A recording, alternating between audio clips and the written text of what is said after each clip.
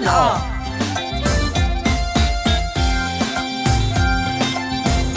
ដឹកនាំដោយក្រសួងកិច្ចការនារីសម្របសម្រួលដោយអង្គការសន្តិភាពនិងអភិវឌ្ឍន៍ PYD ឧបត្ថម្ភដោយទីភ្នាក់ងារអេស្ប៉ាញសម្រាប់កិច្ចប្រតិបត្តិការអភិវឌ្ឍន៍អន្តរជាតិ ACID និងអង្គការមូលនិធិសហប្រជាជាតិដើម្បីប្រជាជន UNFPA ផលិតដោយមណ្ឌលព័ត៌មានស្ត្រីកម្ពុជាបរិះល្អដល់តម្លៃឲ្យស្ត្រីជំរាបសួរនាងកញ្ញាលោកស្រីប្រិយមិត្តស្ដាប់វិទ្យុស្ត្រី FM 102ជាទីគោរពរាប់អាននៅពេលនេះសូមគោរពអញ្ជើញស្ដាប់ការចាប់ផ្សាយឡើងវិញកម្មវិធីបរិះល្អក្រោមប្រធានបទការស្លៀកពាក់សិចស៊ីនិងការរំលោភបំពានផ្លូវភេទដែលមានខ្លឹមសារសំខាន់ៗដូចតទៅនេះចាវិលមកជួបនាងខ្ញុំវណ្ណានៅក្នុងកម្មវិធីបរិះល្អចាយើងសូមលើកយកប្រធានបទការស្លៀកពាក់សិចស៊ីនិងការរំលោភបំពានផ្លូវភេទមកធ្វើការពិភាក្សាដោយកម្មវិធីយើងបានការអញ្ជើញចូលរួមជាវាគ្មិនកិត្តិយសពីលោកអ៊ូរតនៈលោកគឺជាសមាជិកអគ្គលេខាធិការនៃបណ្ដាញបរិះជាអ្នកដឹកនាំលើយុទ្ធនាការបញ្ឈប់អំពើហិង្សាលើស្ត្រីរបស់អង្គការសហប្រជាជាតិប្រចាំនៅកម្ពុជាចាឥឡូវនេះដោយសារលោកមានវត្តមាននៅក្នុងបន្ទប់ផ្សាយចាសូមជំរាបសួរលោករតនៈចាបាទជំរាបសួរចាសុខសប្បាយដែរទេចាបាទសុខសប្បាយអរគុណច្រើនចំពោះការចំណាយពេលដ៏មានតម្លៃចូលរួមនៅក្នុងកម្មវិធីនៅក្នុងថ្ងៃនេះចាហើយនៅក្នុងកម្មវិធីនៅក្នុងថ្ងៃនេះផងដែរក្រៅពីនាងខ្ញុំវណ្ណាជាអ្នកសម្របសម្រួលកម្មវិធីនិងលោកអ៊ូរតនៈដែលជាវាគ្មិនកម្មវិធីយើងក៏នៅមានល្ខោនវិទ្យុរឿងមិត្តអាកំបាំងចាក់ផ្សាយជូននាងកញ្ញាលោកស្រីស្ដាប់ជាបន្តផងដែរដែលនៅក្នុងថ្ងៃនេះយើងនឹងចាក់ជូននៅរឿងមិត្តអាកំបាំងភាគ9ចាឥឡូវនេះសូមគ្រប់អញ្ជើញលោកអ៊ូរតនៈក៏ដូចជាប្រិយមិត្តអ្នកស្ដាប់នៅរឿងមិត្តអាកំបាំងភាគ9ដូចតទៅរឿងមិត្តអាតកំបាំងភាគ9វត្ត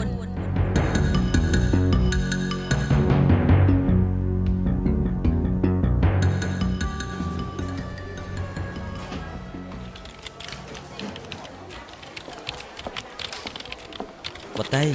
ខ្ញុំមានការណាត់ជួបក្រុមស្ត្រីនៅម្ដុំផ្ទះវតីតើវតីចាប់អារម្មណ៍ទៅចូលរួមជាមួយខ្ញុំអត់ណាហើយពេលចប់ខ្ញុំជូនទៅផ្ទះត្មង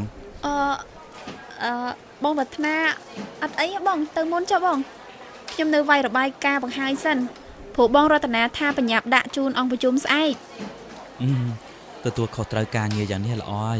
ខ្ញុំមិនហ៊ានបខំបតីទេអញ្ចឹងខ្ញុំទៅមុនណាចាបង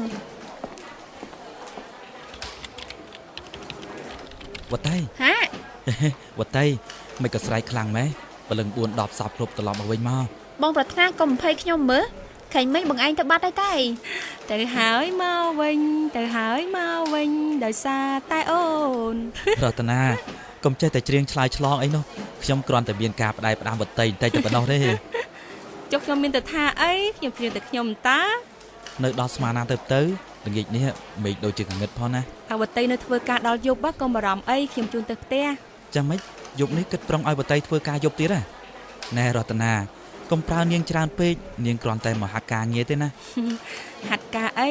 បើតាមខ្ញុំដឹងដូចជាប្រជុំស្អែកនេះលោកស្រីប្រធានលើកពីគុណសម្បត្តិវតីដែលមកហាត់ការមានសមត្ថភាពរហូតដល់គេពេញចិត្តច្រើនសូមឲ្យបញ្ចូលជាបុគ្គលិកទៀតណោះខ្ញុំមិនដឹងថាសំណើនេះពេញចិត្តវតីនឹងប្រាថ្នាអត់ទេអូមែនទេបងខ្ញុំសប្បាយចិត្តណាស្អែកនេះមានដំណឹងល្អហើយអាយ៉ាលឿនជាងការគិតរបស់ខ្ញុំទៅទៀតសូមអបអរសាទរវតីចាំជួបគ្នានៅផ្ទះខ្ញុំកំពុងតែមានការចង់ទៅពិគ្រោះយោបល់ជាមួយអ៊ំនិមលផងយេចង់ទៅរកវតីមិនថាទេបើយកលេសថាទៅជួបអ៊ំគេទៅវិញ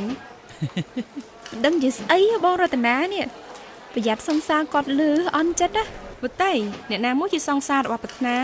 ខ្ញុំនៅធ្វើការជាមួយយូរហើយមិនដឹងសោះនេះខ្ញុំក៏មិនស្គាល់ដែរបងប៉ុន្តែខ្ញុំឃើញគាត់អាសានិយាយទូរស័ព្ទផ្អែមល្ហែមមួយគ្នារាល់តដងហ្នឹងឲ្យតែត្នេបន្តិចពួកគេទេរកគ្នាហើយចុះវតីលួចមើលប្រាថ្នាប្រហែលដងហើយហ្នឹងបានជាដឹងថាគេអាសានិយាយទូរស័ព្ទស្ងាត់នោះមានណាបង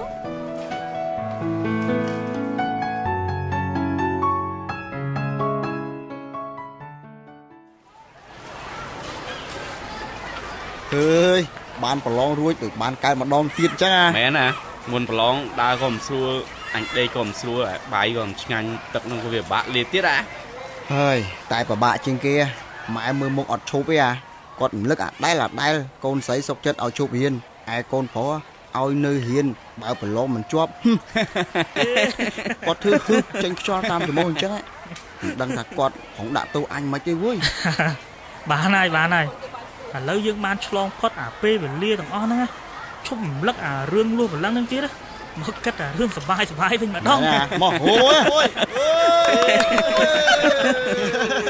មកគ្នាជប់លៀងកាត់សានចេញម្ដងមួយយើងមើលគិតតែណាយើងណាណែគ្នានឹកឃើញកន្លែងស្អាតមួយណាចកាអើអាដួងមានកន្លែងរោមហ្មងតិចហ្មងហ្នឹងកន្លែងហ្នឹងយ៉ាងដែរតើបើទៅហើយឆ្ងាយពីខេត្តទៀតហ្នឹងចង់ផឹកស៊ីឡូឡាមិនក៏បានណាគ្មានណាដឹងទេចាណាគេទៅខ្លះមើលគ្នាយើងពី3នាក់3 4 5នាក់បានផា10នាក់ដែរតើមកសបាយទៅអាវុធសង្សារថ្មីបងស្អាតដែរតើហើយទៅកុំខានណាអញមិនបានធ្វើសង្សារអញសុំទៅមើលមុខក៏បានដែរហើយកុំប្រកាន់អញពួកម៉ាធ្វើម៉េចអញរកវាមិនទាន់បានអារុនថារីកស្វឹងមែនវើយចង់ញ៉ាយគ្មានស្គាល់របស់គេបើឯងអីសោះណែប្រាប់ឲ្យហើយគ្នាកំពុងស្រឡាញ់កុំថាឡើយនិយាយសំបីតែមើលមុខក៏មិនចង់ឲ្យមើលដែរវ៉ៃស្អីហាក៏វាម៉ែអញសង្ស័យថាពីអ្នកនេះវាឆ្លោះគ្នាដោយសារស្រីខានជប់លៀងទេពីអ្នកនេះ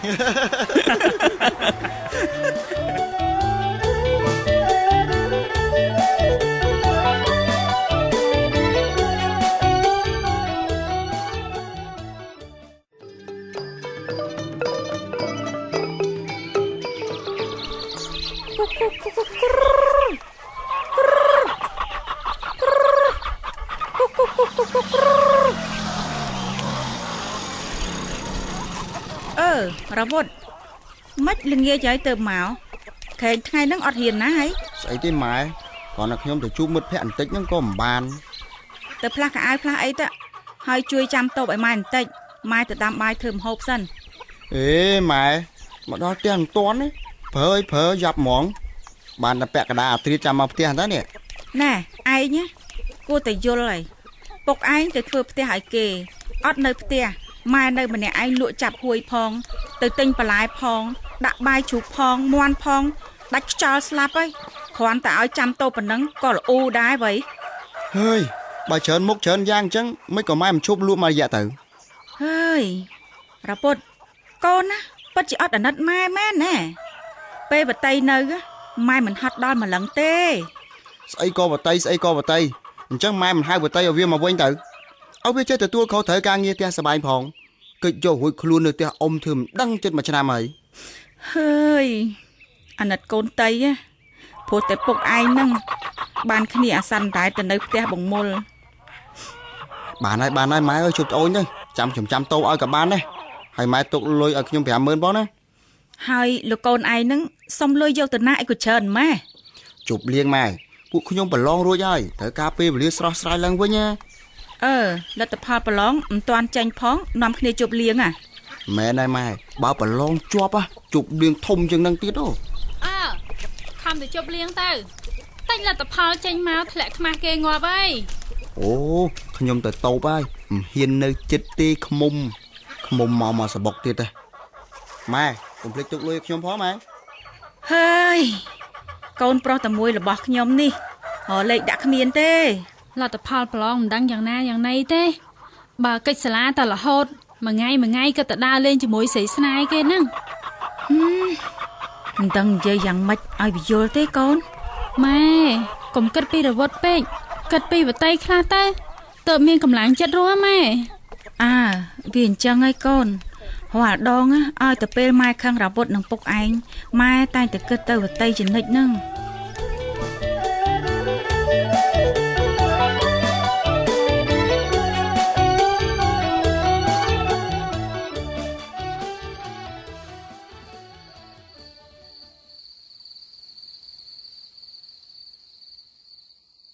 សំណប់ចិត្តបងនៅមិនទាន់ឆ្លើយប្រាប់បងទេណាថាសុំមកអូនឯងទៅជួបលៀងបានអត់នៅមិនទាន់ហ៊ានសន្យាបងព្រោះម៉ាក់គាត់អត់ចង់ឲ្យទៅខ្លាចមកវិញយប់អត់មានអ្នកណាជូនមកផ្ទះសំណប់ចិត្តមិនក៏និយាយដូចជាអត់មានបងអញ្ចឹងចុះបងទៅណាមិនជូនមិនមើលថែទាំអូននោះខ្លាចបងរវល់តែសប្បាយភ្លេចអូនហ្នឹងណាម្យ៉ាងបើទៅក៏ម៉ាក់អត់ឲ្យទៅយូរដែរតោះតែបងឯងឆាប់ជូនអូនមកផ្ទះវិញបានឲ្យតែអូនឯងទៅគ្រប់យ៉ាងបងធានាហ្មងអញ្ចឹងជឿប បងម្ដងចាស់ចាំអូនសុំម៉ាក់ម្ដងទៀតណែបងផ្ដាំពេលទៅអត់មានឲ្យទៅណាឆ្ងាយពីបងទេអាពួកម៉ាក់បងយ៉ាប់ណាកុំឲ្យវាញ៉ែផ្ដេសផ្ដាស់ណាអូនដឹងហើយរាត្រីសួស្ដីបងជប់ថាមួយរាត្រីសួស្ដីអូនសម្លាញ់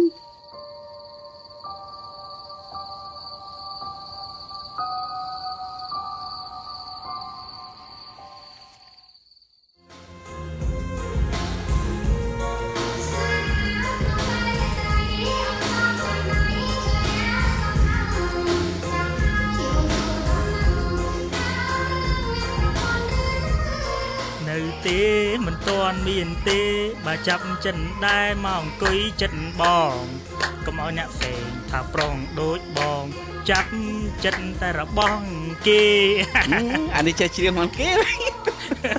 ណែបងអញវើយបងអញកុំញ៉ៃវើយកុំញ៉ៃអូចូលមួយលើកណាចូលមួយបាយឡងមួយជួយមកនេះផឹកស៊ីអត់គិតទេកន្លែងតែឌឺដងសង្សារគេអានេះចុះអាណាប្រើឲ្យសង្សារវាស្លៀកខ្លីពេកទៅអីចុះកុំញ៉ៃតែអញហ្នឹងធំវាមិនបានអារុនឯងហ្នឹងក៏វាដែរហ្នឹងញ៉ៃវើយអញឃើញលួចមើលនាងម៉ានដងហើយមើលភ្លឺកុំថាតែអញនោះអញវើយបើអញមិនដែលមើលម្នាក់នេះពួកឯងហ្នឹងថ្ងៃហ្នឹងអញមើលអាទាំងអស់ទេពអប្សរាទាំងអស់ទៅដូចជាបងទូបលេងឈ្នះយកទៅតែទាំងអស់បងគិតថាជូនអូនឯងទៅផ្ទះមុនហើយម្យ៉ាងក៏មកអូនឯងជប់ព្រោះឥឡូវម៉ោង 7:06 ដែរតោះទៅមកយូរដែរហើយកុំឲ្យម៉ាក់ចាំផ្លូវបងទាំងអស់គ្នាខ្ញុំលាសិនហើយអញ្ចឹងឲ្យទៅសោះនេះតែចាប់ទៅមើលស្អីស្អាតបងគ្មានសិទ្ធអញ្ចឹងខ្លួនឯងទៅក៏ទៅចាំសុខសប្បាយបើខនបានទៅស្អីស្អាតចាំជួបគ្នាលើក្រោយទៀតស្អីស្អាត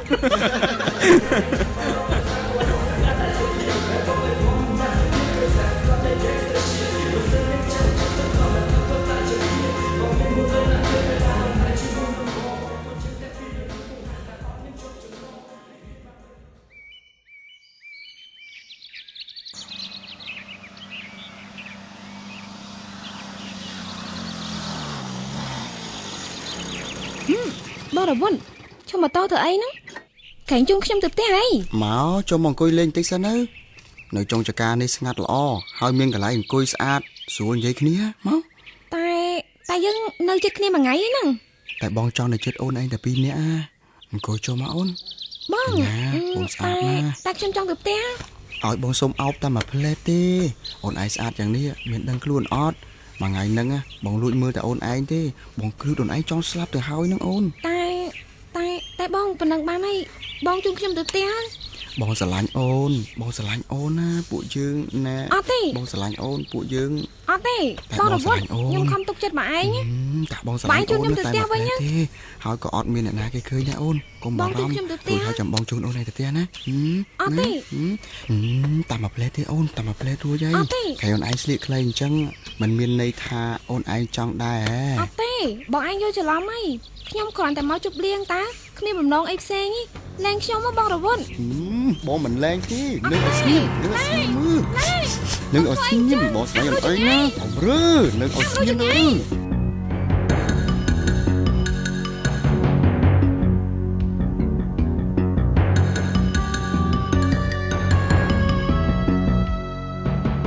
រឿងមិត្តអាកំបាំងដែលនាងកញ្ញាលោកស្រីទៅបានស្ដាប់នៅពេលនេះសូមស្លេះតែត្រឹមប៉ុណ្ណេះសិនសូមរងចាំស្ដាប់ភាគបន្តសូមអរគុណចាប្រិមត្តស្ដាប់ជាទីមេត្រីចាប្រិមត្តបានស្ដាប់រួចមកហើយនៅលខោនវិទ្យុរឿងមិត្តអាកំបាំងភាគ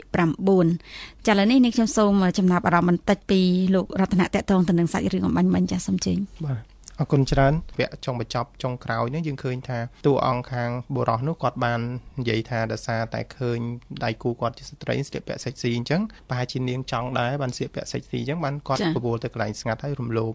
អញ្ចឹងយើងឃើញថានៅក្នុងសកម្មភាពនេះយើងឃើញមានការកើតឡើងអំពីការយល់ឃើញអំពីទស្សនៈខុសគ្នារវាងជនរងគ្រោះហើយនិងអ្នកដែលប្រព្រឹត្តគេហៅថាជនល្មើសហ្នឹងហើយនៅក្នុងនោះយើងឃើញថាបុរសភាគច្រើនគាត់យល់ថាឲ្យតែស្ត្រីស្លៀកពាក់សេកស៊ី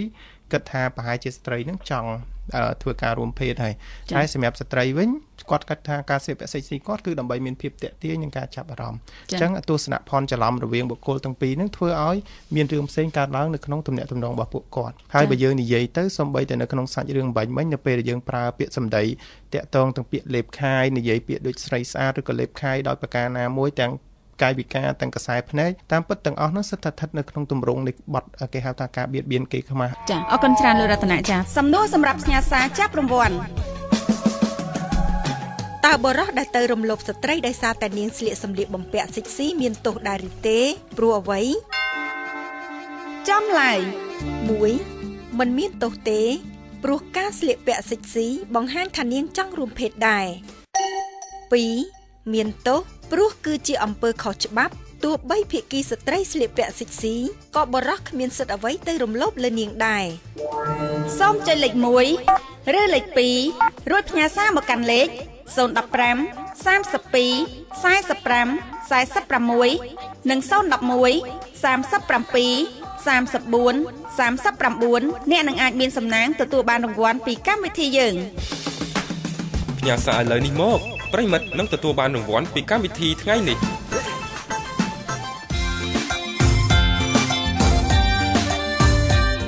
ប្រិមិត្តកំពុងស្ដាប់ការចាក់ផ្សាយឡើងវិញកម្មវិធីបរិះល្អក្រោមប្រធានបទ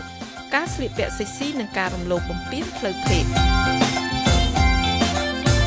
ចាឥឡូវនេះសូមទទួលស្វាគមន៍ប្រិមិត្តមួយរូបពីព្រែកលៀបចាលោកវ៉ាន់ឌីចាបងមានទស្សនៈចំពោះថាការស្លៀកពាក់សិចស៊ីក៏ជាកត្តាអូសទាញមួយធ្វើឲ្យការឈានដល់ការរំលោភសិទ្ធិសន្តិវៈនឹងមួយដែរយើងមើលបើសិនជាអ្នកណាដែលមើលរឿងអាភិសឬក៏រឿងសិចស៊ីឲ្យច្រើនរឿងដែលតទៅនឹងអាភិសហ្នឹងមើលកសែតមើលទស្សនាវដ្តីអញ្ចឹងធ្វើឲ្យបរិះទាំងឡាយហ្នឹងមានអារម្មណ៍គិតទៅរវើរវាយទៅនឹងអញ្ចឹងកត្តាដែលស្លៀកពាក់សិចស៊ីហ្នឹងក៏ធ្វើឲ្យឈានទៅដល់ការរំលោភសិទ្ធិសន្តិវៈដូចជាក្នុងរឿង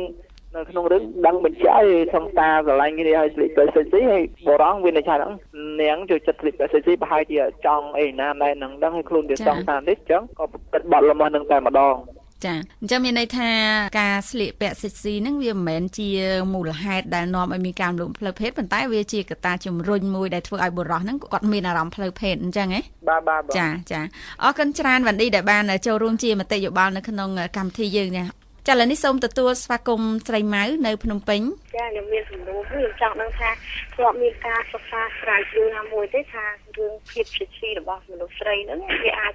ធ្វើឲ្យបុរសឈានទៅដល់ការប្រព្រឹត្តពើរំលោភបំពានផ្លូវភេទឬក៏មិនអាចទេតែខ្ញុំធ្លាប់ឮបុរសនិយាយគាត់និយាយថាតែវាមិនមែនថាកត្តាវិញច្រើនតែគាត់ត្រូវតែធ្វើបាបនារីហ្នឹងឯងតែគាត់គាត់ថាវាតែឃើញនារីស្លៀកពាក់សិចស៊ីហ្នឹងធ្វើឲ្យគាត់មានអារម្មណ៍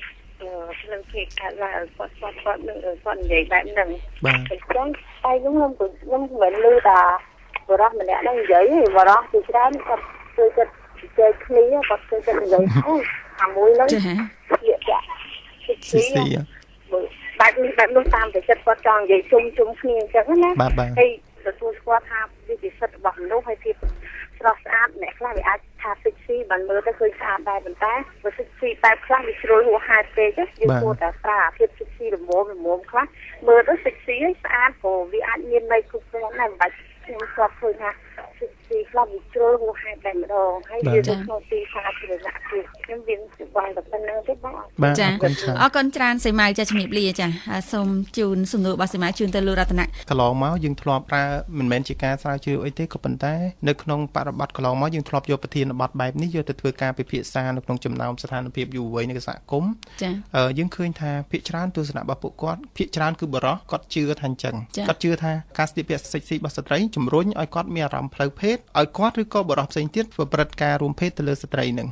អញ្ចឹងនៅក្នុងនោះយើងចង់ជំរាបដែរថាតើសិចស៊ីនឹងសិចស៊ីកម្រិតណាដែលធ្វើឲ្យគាត់មានអារម្មណ៍ផ្លូវភេទកើតឡើងតាមពិតវាជាកត្តាជាក់ស្ដែងនៅពេលដែលនរណាម្នាក់ឃើញនរណាម្នាក់សិចស៊ីឬក៏មានភាពតាក់ទាញយើងតែងតែមានអារម្មណ៍ផ្លូវភេទមិនថាតែបុរសគាត់មានអារម្មណ៍មកលើស្ត្រីសូម្បីតែស្ត្រីក៏អាចមានអារម្មណ៍ទៅលើបុរសតែអ្វីដែលយើងមើលឃើញកត្តារាំងស្ទះនោះគឺបញ្ហាកត្តាសង្គមដែលកំណត់ថាស្ត្រីមិនអាចបង្ហាញពីអារម្មណ៍ផ្លូវភេទណាមួយចេញទៅខាងក្រៅនៅពេលដែលគាត់ចាប់អារម្មណ៍នៅណាទេតែដល់ឡែកយើងមើលឃើញថាកត្តាមួយទៀតបានជំរុញឲ្យបរិះហ៊ាននិយាយដូចករណីស្រីម៉ៅនិយាយមិញអញ្ចឹងឃើញហើយមិនត្រឹមតែដាក់ក្នុងចិត្តទេនិយាយចេញមកបាននិយាយហើយអាចមានបរិះខ្លះប្រព្រឹត្តទៅទៀតបាទតាមពិតភាពសិចស៊ីវាគ្រាន់តែជាផ្នែកមួយដែលជំរុញក៏ប៉ុន្តែវាមិនមែនជាមូលហេតុដែលជំរុញឲ្យបរិះនឹងសម្រេចចិត្តរំលោភបំពានផ្លូវភេទទៅគាត់ទេអញ្ចឹងអ្វីដែលយើងមើលឃើញគឺបញ្ហាផ្នត់គំនិតសង្គមការឲ្យតម្លៃរវាងភេទទាំងពីរនឹងខុសគ្នាអញ្ចឹងសូម្បីតែស្ត្រីឃើញការសិចស៊ីរបស់បរិះក៏អត់ហ៊ានសម្ដែងចេញអីទេក៏ប៉ុន្តែបរិះអាចសម្ដែងចេញតាមរយៈការពិភាក្សាការ និយាយឌឺដងរហូតដល់ការប្រព្រឹត្តជាសកម្មភាពទាំងនេះយើងឃើញថានេះវាជាកត្តារុញច្រានមួយនៅពេលដែលបរិសុទ្ធគាត់មិនអាចគ្រប់គ្រង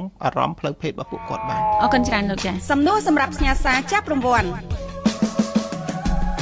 តើបរិសុទ្ធដែលទៅរំលោភស្ត្រីដោយសារតែនាងស្លៀកសម្លៀកបំពាក់សិចស៊ីមានទោសដែរឬទេព្រោះអ្វី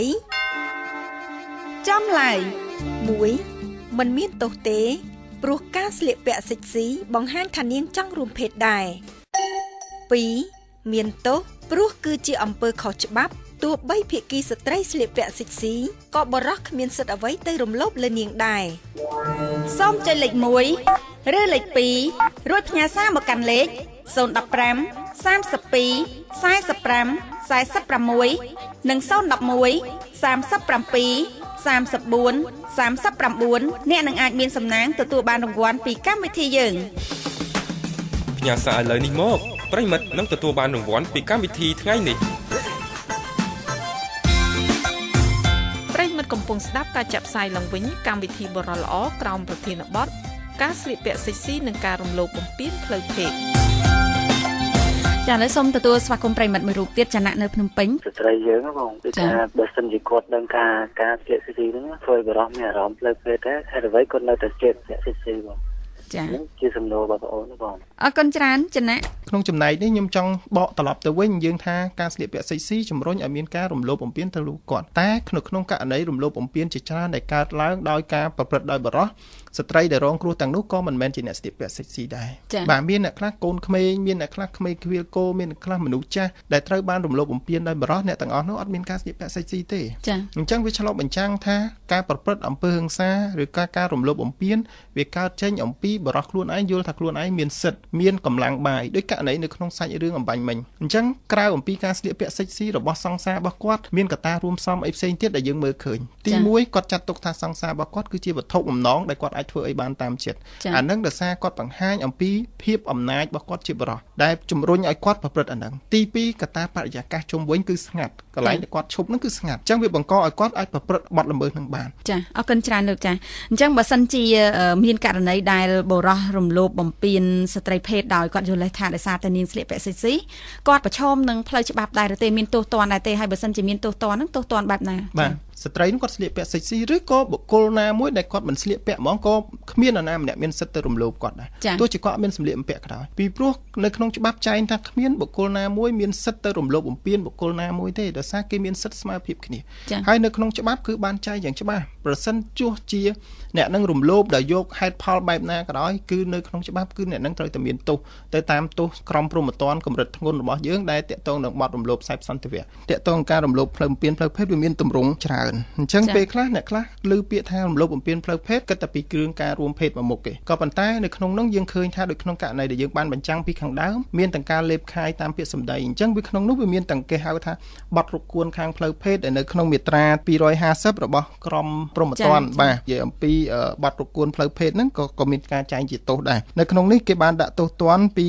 ដាក់ពន្ធនាគារពី6ថ្ងៃទៅដល់3ខែហើយពិន័យជាប្រាក់រវាង100,000រៀលរហូតទៅដល់500,000រៀលហើយមានមួយទៀតដែលយើងឲ្យមួយទៀតហ្នឹងគឺហៅថាបទរំលោភខ្សែសន្តិវៈគឺនៅក្នុងមាត្រា239ហ្នឹងគឺជាប់ទោសគឺពី5ឆ្នាំទៅដល់10ឆ្នាំហើយបើសិនជាជនរងគ្រោះហ្នឹងគាត់ជាអនិច្ចជនទៀតគឺជាប់ទោសជនល្មើសដែលប្រព្រឹត្តហ្នឹងគឺត្រូវជាប់ទោសពី15ឆ្នាំឡើងអញ្ចឹងច្បាប់មានចែងយ៉ាងច្បាស់គេអត់មានហេតុផលអីអ្នកឯងគិតថាគាត់ស្លៀកពាក់សិចស៊ីមិនសិចស៊ីអ្នកឯងទៅរំលោភទេហើយមានបទមួយទៀតហ្នឹងដែលគេហៅថាបទបន្ទូគេខ្មាស់ហ្នឹងគឺនៅក្នុងមាត្រា246នៃក្រមរដ្ឋព្រហ្មទណ្ឌយើងហ្នឹងក៏មានការចែងដែរបាទហើយក្នុងហ្នឹងក៏គេបានដាក់ទោសទណ្ឌសម្រាប់ជនល្មើសដែលគាត់ប្រព្រឹត្តអាហ្នឹងដែរគឺជាប់ពន្ធនាគារពី1ឆ្នាំរហូតដល់3ឆ្នាំហើយពិន័យជាប្រាក់2លានរៀលរហូតដល់6លានរៀលចាអរគុណច្រើនលោករតនាចាដោយសារតែពេលវេលាបានមកដល់ទីបញ្ចប់ទៅហើយចានេះខ្ញុំក៏សូមអរគុណចំពោះលោករតនាដែលបានចំណាយពេលវេលាដ៏មានតម្លៃចូលរួមនៅក្នុងកម្មវិធីនៅក្នុងថ្ងៃនេះចាដល់ពេលនេះនេះខ្ញុំវណ្ណាលោកអ៊ូរតនាព្រមទាំងក្រុមការងារសូមអរគុណសូមជម្រាបលាការចាក់ផ្សាយឡើងវិញកម្មវិធីបរិសុទ្ធល្អក្រោមប្រធានបទការស្លៀកពាក់សិចស៊ីនិងការរំលោភបំពានផ្លូវភេទដែលនាងកញ្ញាលោកស្រីទៅបានស្ដាប់នៅពេលនេះចប់តែប៉ុណ្ណេះសូមអរគុណ